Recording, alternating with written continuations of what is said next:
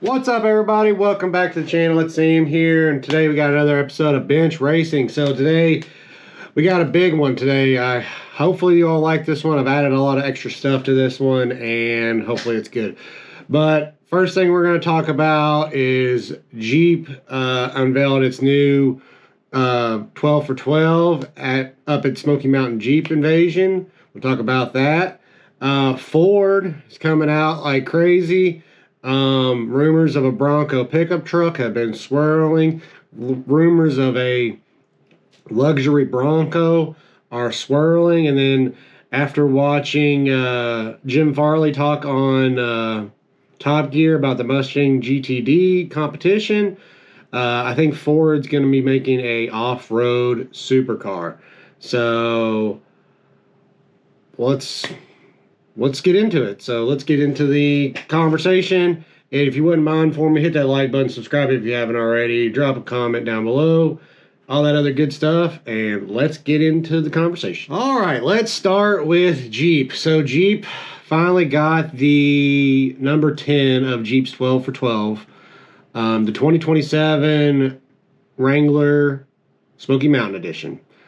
Jeep actually waited a little bit longer to unveil this one. It was supposed to be the week before, and it was this week because they unveiled it at Smoky Mountain Jeep Invasion, which makes sense, you know, that's whatever.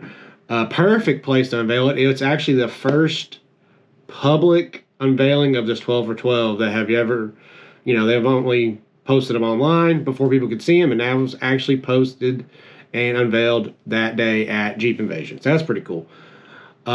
They pulled the cover off, and it's a Willys. It's a Willys edition, guys. Basically, it's a color-matched Willys edition. So Willys editions are usually like black top, black fenders, black everything, like satin black. This one is color-matched. So you got 33-inch tall tires, rear locking Dana 44, 410 axle gears, steel rock rails. Smoky Mountain gets a 17-inch black, like a gunmetal, almost grayish black wheels, black tow hooks, body color fender flares, body color hardtop, black grille, Smoky Mountain graphics, and some unique like badging inside. You can also upgrade it to a Recon. A Recon edition, or the whatever that is they call it. I can't remember what it is right now. But you can upgrade it to 35s. So I'm not saying it's a bad Jeep, but I mean, it is what it is.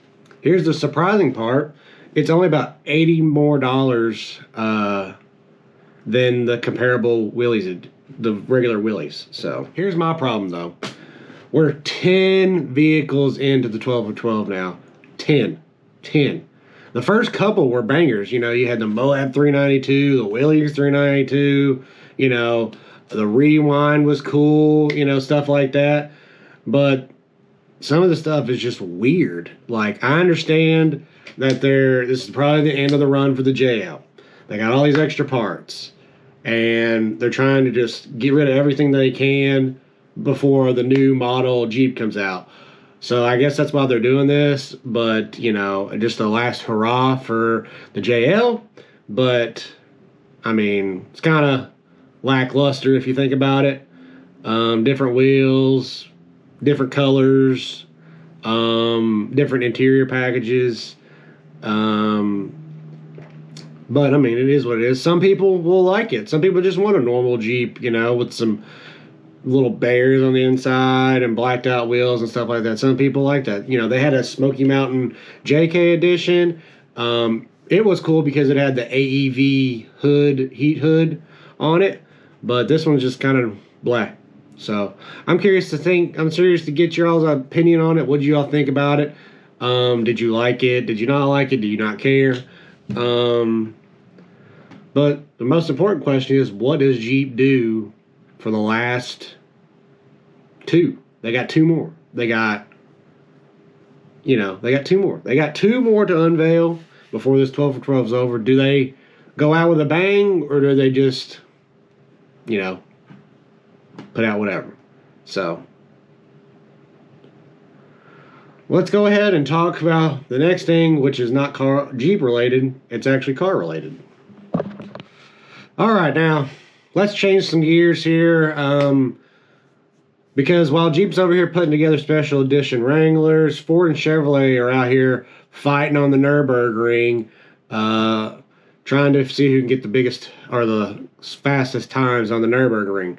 So, Top Gear, I watched the Top Gear video, and they were talking about the new Mustang GTD Competition. I'll put a video up of what the competition is here.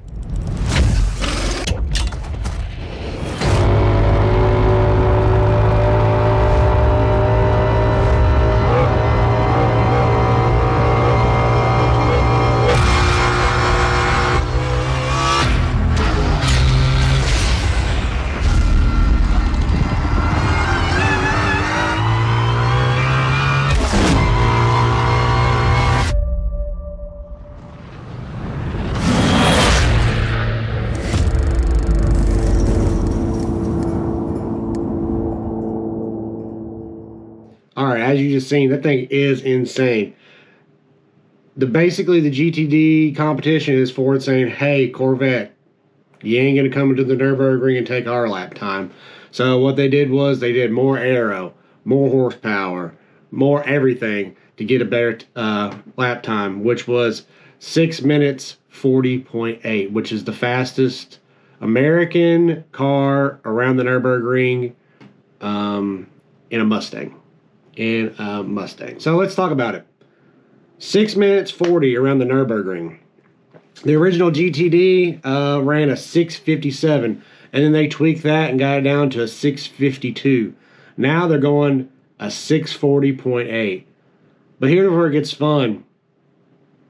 The Chevrolet Corvette ZR1X, if you know what that is, makes about 1,250 horsepower, twin turbo V8 with electric motor in the front. All-wheel drive. That thing went to the Nürburgring and ran a 6:49.275. Which the funny thing about the Chevrolet Corvette one, the Corvette one is done by GM employees. The GTD is done by a professional race car driver that Ford hired. So here's that thing. They're Chevrolet saying, haha, Ford, I can just have one of my engineers or guys jump in this ZR1X and put this time out, and you have to have a professional race car driver drive yours to get a lap time. So basically we got Ford and Chevy fighting the American supercar war, and it's awesome. Chevy's making some crazy horsepower. They're already tuning these ZR1Xs and making crazy power. So Ford is taking Mustang and chasing European exotics. Jim Farley says he wants it to be like a GT3 RS Porsche. That's why it's the way it is. So the numbers are getting really stupid. ZR1X recently did a car and drivers 0 to 150 to 0 test in 14 seconds. That's from stop to 150 mile an hour to stop in 14 seconds. That's ridiculous. That is crazy. But the thing that caught my attention on the GTD video from Top Gear wasn't the GTD. It was what Ford CEO Jim Farley had to say. And I'll roll that clip right here. This car's awesome. Yeah. But I'm a journalist. I'm never satisfied. I want to know what's next. Okay. You've talked about the off-road business and the importance of Raptor and as a kind of pillar. What are we going to see next in this sphere? Can you imagine a kind of an off-road supercar? Will we see another Ford GT one day? What's cooking? A lot. A lot. You know, but we're really excited about Dakar and Pikes Peak. We feel like what's exciting at Ford in Europe is really our rally direction. We want to democratize the rally car. We want everyone to be able to buy a car from Ford, and it's affordable and it's rally.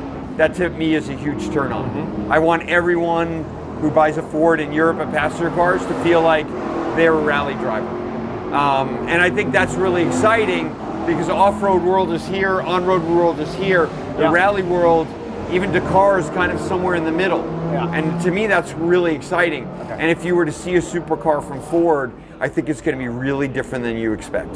I believe personally that the supercar world is overserved. And so for Ford to really make a difference, I think it's going to be in a completely different execution. People will not see it coming. The power wars are over. You know, Yeah, the day when you can correct. just go, oh, it's got Yeah, 900 horsepower correct. and people care. Yes. Now, I think performance is going to be flexible, more flexible. And where we want to really innovate is this very unexpected territory between off-road and on-road. All right. So in the clip that I just showed you, Jim Farley's talking about supercars. He's talking about what's next for Ford, and he's really, really focused on Rally, Dakar, Pikes Peak. He's saying that the next supercar from Ford is not going to be your typical Ford GT or Ford or Mustang GTD. It's going to be something way out there. So, you know, Farley's talking about Ford potentially doing something crazy off-road. And he's not the only one saying it. There's other people inside Ford that are saying that they are looking outside the box for their new Halo car, supercar. So it's going to be a purpose-built off-road supercar. And importantly, it's not a Mustang with the lift kit. It's not another Bronco. It's not an F-150 Raptor. It's going to be a standalone Halo car for insanely fast off-road. And, you know, they got the GTD program. They got the Raptor. Ford Racing's got the Raptor T1 Dakar project. You know, they got the Raptor projects going on with the Rally, or not with Rally, but with Baja and stuff like that. They got the Raptor RTRs doing it too with their Raptor Ranger, Raptor Bronco, and stuff like that. And they're also doing the stuff for the Ultra 4 and stuff like that. So then you got your CEO of Ford openly talking about off-road performance. So I got a question. What are you cooking up? What are you cooking up, Jim Farley? What is Ford cooking up? So basically imagine Ford taking the philosophy behind the GTD and the GT project, or engineering, all that suspension technology, all the aero, all the money they spend on chasing lap times, applying that same mentality to the dirt. Not building another truck, but an actual off-road supercar. Now, Ford hasn't shown one or anything like that. So everything I'm about to show you is just having some fun with ChatGPT, seeing what they could look like. And I've asked ChatGPT to cook me up some, imagery to post in here. I started thinking to myself, though, what if you combine the Ford GT, the Ford GTD thinking with what Ford has developed for the Raptor T1 project, T1 Plus project? 2 seats, carbon monocoque, all-wheel drive, full-wheel drive, long travel suspension, maybe a hybrid EcoBoost, maybe even a V8, the new Ford supercar that they're running, or prototype that they're going to be running in the 24-hour races, is a Coyote V8, which is awesome. So maybe a V8. So 800 horsepower, who knows? 37-inch tall tires like the Dakar, or 40s maybe, but low, wide, fast. Something that's not really a truck, not really an SUV, and definitely not a traditional supercar. Basically, Ford's saying, okay, everybody else wants to fight over Nürburgring lap times. Let's build a supercar for people who don't need pavement.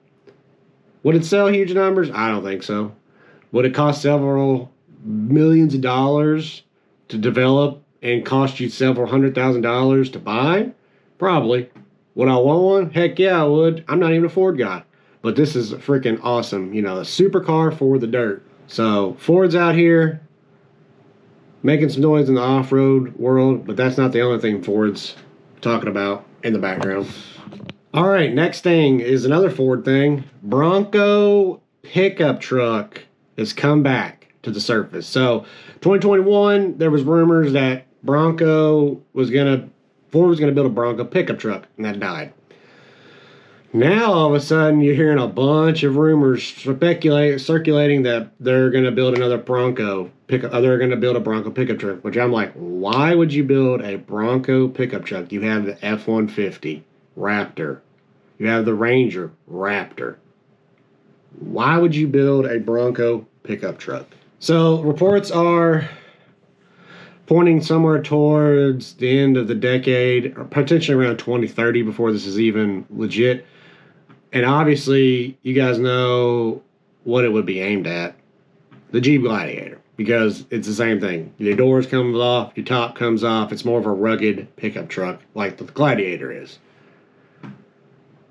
And this one interests me because, you know, I own a Gladiator. So, and I love it. But the Gladiator basically had its weird little market to itself because it's a Jeep in the front and it's got the conveniency of the pickup in the back. So it's not really a mid-sized pickup truck. It's not really a SUV. It's kind of its own deal.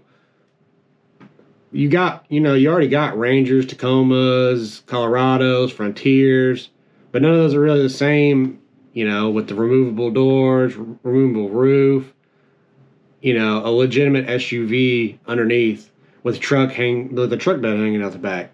So Bronco would finally give the Gladiator a true direct competitor. So I mocked up what I think Ford could realistically do with the Bronco pickup truck. And honestly, it doesn't look crazy at all. It just take a four-door Bronco, just like they took the four-door Jeep, and cut it off at the back, add a bed, stretch it a little bit, more wheelbase, and there you go. Ford Bronco pickup truck. I would assume that it's going to share all the same technology with the Bronco itself. So you'd have like a Sasquatch, Everest, Raptor version, and you'd have the same powertrains and stuff as that. So you would basically just have a Bronco with a bed. So my question is, can Ford do it better than Jeep? My personal opinion, Bronco, the SUV, is not better than a Jeep Wrangler. It's not. So IFS, you ain't going to go many places with the IFS. Fight me in the comments. I'm not an IFS guy. So, and the powertrains, they are a little bit better than the 3.6, but it's not that much better. They have their own problems too. And the construction-wise, they had horrible issues with their construction. Tops leaking and everything like that, electrical problems, typical Ford stuff. So I don't think that them making a Ford Bronco pickup truck is going to be that much better than their Ford Bronco itself. So I don't think Jeep has anything to be concerned about. I hope they do it. That way Jeep gets off their butts and puts a freaking V8 in the Gladiator and just does it. That way they have to do something because right now they got the market to themselves. So, I don't know, but that was some of the news rumors that came out today. We're going to continue with another Ford Bronco thing. So, another Bronco-related thing is a Lincoln version of the Bronco. So, a G-Wagon fighter kind of deal. So there's rumors that Lincoln might be getting into the off-road space and getting their own Bronco Lincoln thing. So, but this is also information that I've gotten that they're going to end up taking a factory in Michigan and just doing all the Broncos. So Bronco truck, and Lincoln thing, whatever they're going to call it, and they're going to meld them all into one factory. So that could make sense. Everything's going to be the same, basically, except for badging and some interior pieces, probably. And then you can have a Bronco for the regular person, a fancy Bronco for the fancy people, and then a truck Bronco. And they're all going to be made in the same factory under the same roof. So, do I think it's crazy that they would have a Lincoln version? No, because somebody would want to pay for it. Somebody takes a Bronco and upgrades it fancy. So why would you not just go ahead and buy one from Lincoln that's already got the leather seats and the stuff like that for the customer? See, the thing about it is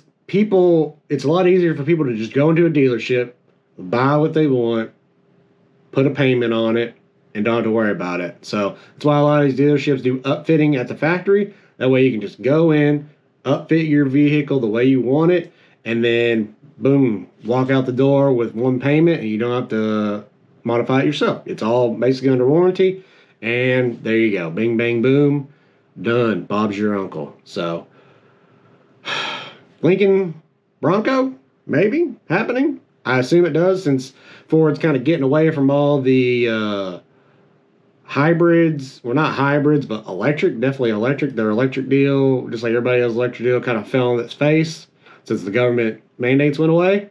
So now all these manufacturers are trying to pivot and trying to fill gaps that they were going to have for these electric projects. So, all right, let's go to the next story. All right, another off-roading news. Defender Dakar.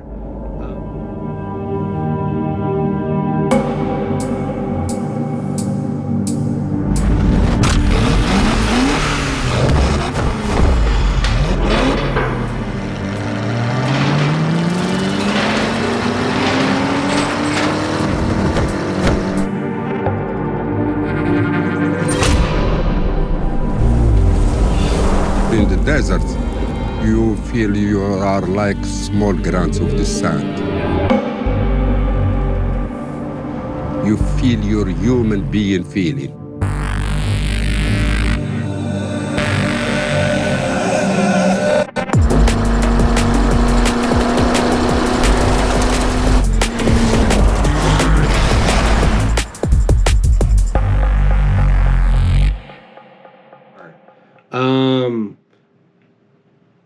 So, as you can see, there's a common thread, the Dakar off-roading rallying. So Defender is bringing out a Dakar version of their, or Land Rover is bringing out a Defender version of their Dakar racer. So it's based on the Defender D7XR. It won its class in the 2026 Dakar Rally. It's the stock category. Basically, it's the Defender Octa, which is a V8 twin turbo BMW engine that's lifted and stuff like that, but it's a more upfitted version than that.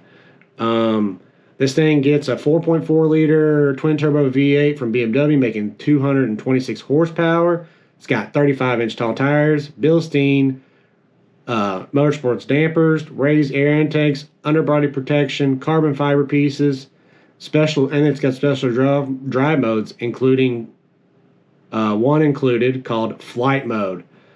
Flight Mode. If you use your, if your SUV needs something called Flight Mode, I'm pretty interested. Supposedly that mode is actually there to prepare the vehicle for jumps. So that's pretty cool.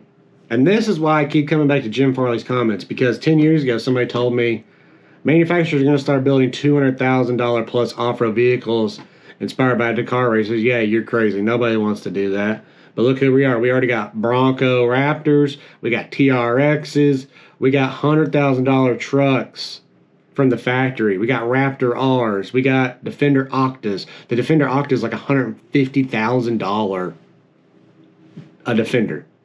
So now Defender is essentially taking their Dakar winning program, turning it back into a road vehicle, and suddenly a Ford supercar doesn't sound quite stupid, does it?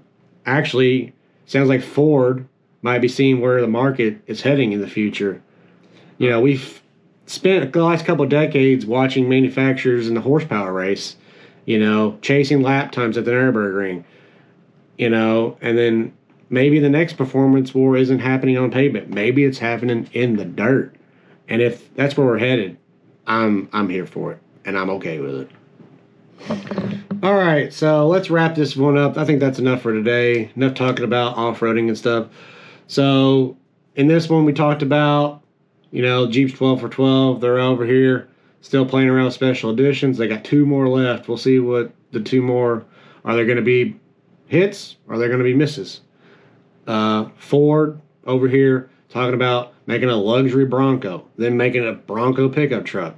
Then you got Defender bringing their Dakar winning, or you got Land Rover bringing their Defender that won their Dakar class back so you can buy them and run them on the road. And then you got Ford's Jim Farley over here talking about off-road supercars. So I got a couple questions for y'all after this. First, what do you think about the Smoky Mountain Jeep, Smoky Mountain Edition 12 for 12 that we got? Am I being too hard on Jeep? Are you guys willing, also waiting for something bigger out of 12 for 12? I don't think it's going to happen, but, you know, we can help. Second, would you buy a Bronco pickup over a Gladiator? Because I have a feeling that debate could be interesting. And finally, if Ford actually builds a purpose-built supercar for the off-road, what should it be? Should it be a V8? Should it be an EcoBoost hybrid? Should it be on 35s, 37s, 40? Should it be basically the street legal version of the Raptor T1? Or should Ford go completely clean sheet and build something we've never seen before, you know? Let me know down below. And if you enjoyed this episode of Bench Racing, hit that like button. Subscribe if you haven't already. And we'll see you guys in the next ones. Thanks for joining me. See you later.